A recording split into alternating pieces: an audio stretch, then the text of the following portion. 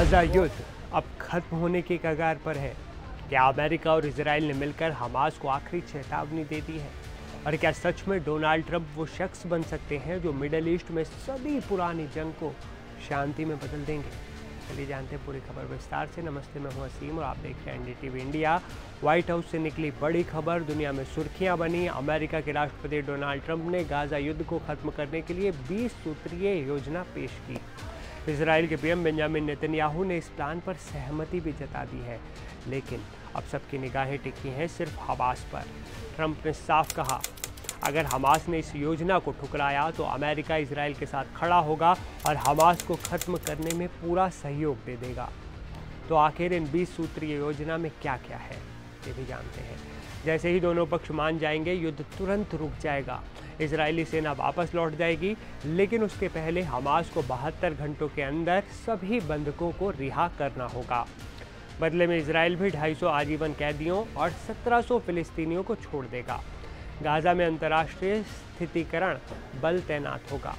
Trump के नेतृत्व में एक ट्रांजिशनल अथॉरिटी बनाई जाएगी, जिसकी निगरानी ट्रंप लगातार करेंगे। हमास के लड़ाकों को पूरी तरह हथियार डालने होंगे और भविष्य की सरकार में उनकी कोई जगह नहीं होगी। ये भी एक अहम शर्त है, लेकिन जो शांति से सब शर्तें मानेंगे उन्हें माफ़ी भी मिलेगी। बड़ी बात यह है कि ट्रंप का रुख इस बार बदला हुआ है। पहले की तरह फिलिस्तीनियों को हटाने के बजाय अब ये कहा गया है कि लोग यहीं रहेंगे और उन्हें बेहतर गाजा बनाने का मौका दिया जाएगा। एक बहुत बड़ी बात है। ट्रंप ने अरब और यूरोपीय नेताओं का शुक्रिया भी अदा किया, जिन्होंने इस योजना का समर्थन किया। सऊदी अरब, जॉर्डन, यूएई, पाकिस्तान, तुर्की, कतर और मिस्र ने मिलकर इसका स्वागत किया है और ट्रंप की कोशिशों पर भरोसा भी जताया है।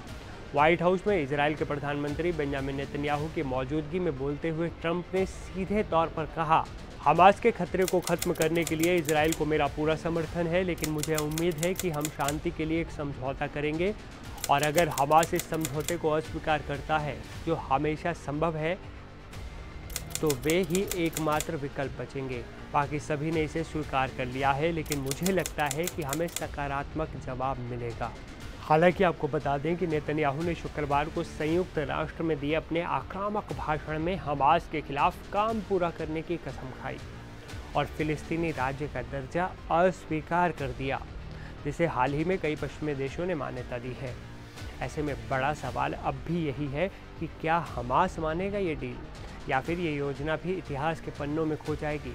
तो क्या गाजा युद्ध खत्म होने जा रहा है? ये बड़ा सवाल अभी बरकरार है। क्या ट्रंप और नेतन्याहू मिलकर मिडल ईस्ट की राजनीति का चेहरा बदल देंगे? और क्या हमास मान जाएगा, या एक और जंग का दरवाज़ा खुलने वाला है?